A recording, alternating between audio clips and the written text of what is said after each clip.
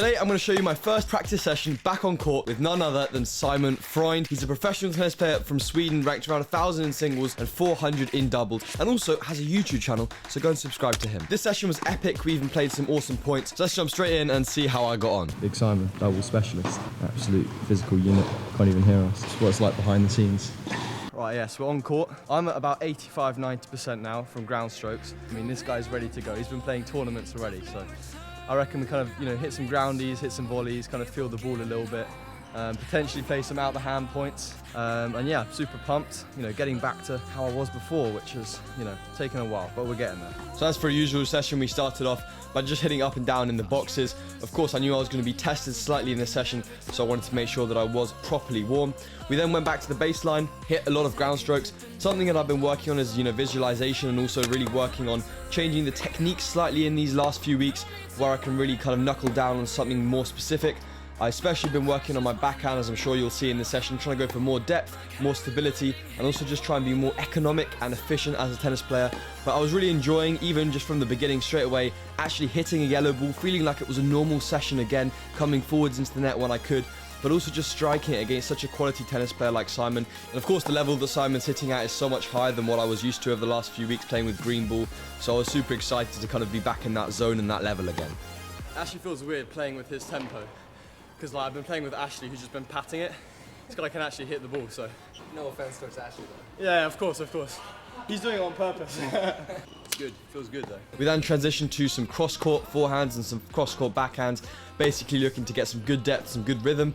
I say I was hitting about 80–85%, mainly trying to just absorb the pace that Simon was hitting at me. He was crunching the balls really, really hard here, and I was just having to get in the right position, swing the racket slightly slower than I usually would, as to not hit it too hard, but just really nicely try and utilize his pace against him. And also sometimes I was a little bit too eager.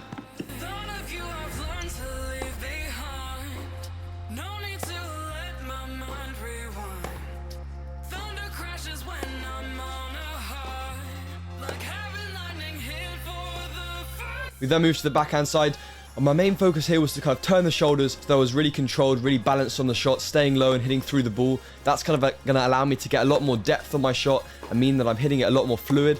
I've been working on this and will continue to work on this before I start playing tournaments, and I think it's made a big difference to my game already. One thing I would say, playing against this caliber of player, is just the force at which the ball's coming at me is so much faster, so I've got to be so much more ready. But in a way, it's good to practice kind of raising the level again.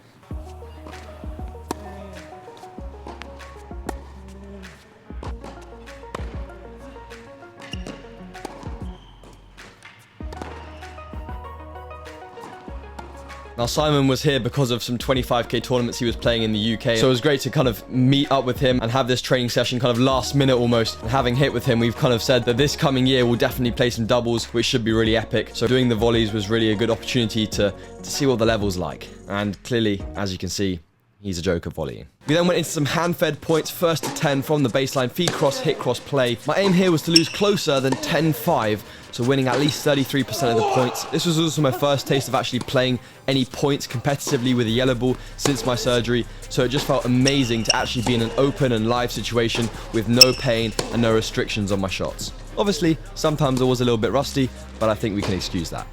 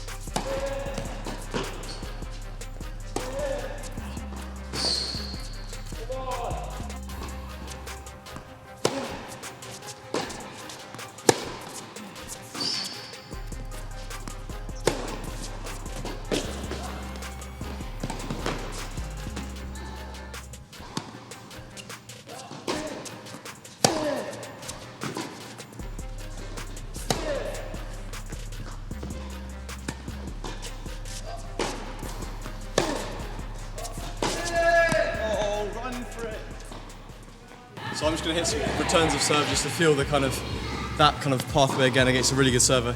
He's also got a very unique serve. The guy hits a pancake serve, which we'll see in a minute. He like comes around it with the right, like insane. I'll see if I can return that.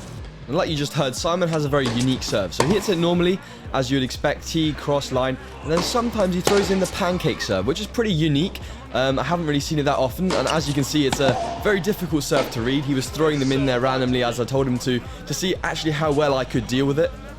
When he was standing kind of around the tee, I was always expecting him to hit that serve and go out wide, and he'd just go down the middle, and then sometimes he would just do that, which is literally insane. I don't even know how I would react to that in the match if suddenly, from nowhere, someone served like a pancake serve. And as you can see, I was really struggling on that wide one to get kind of the timing right. I moved forwards, even tried that, which I'm not making that look easy. And yeah, and then when I stand that wide, he just goes down the tee. So definitely something I might start learning. Maybe I should do a 30-day pancake serve transformation video. Leave a like on the video and leave a comment down below if you think I should try that. That could be pretty interesting, and I could get Simon to coach me on exactly how to hit that serve.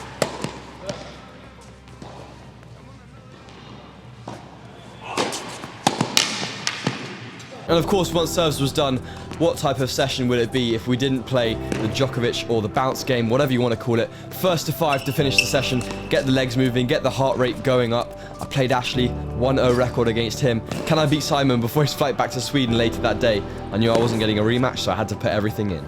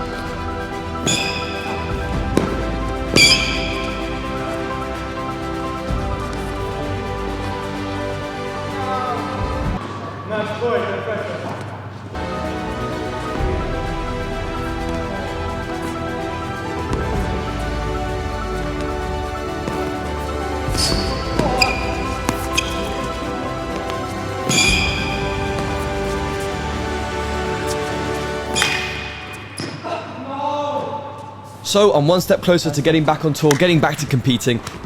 I've still got a bit of work to do if I want to be beating players like that at touch. If you enjoyed the video, make sure to like and subscribe, and I'll see you guys in the next one.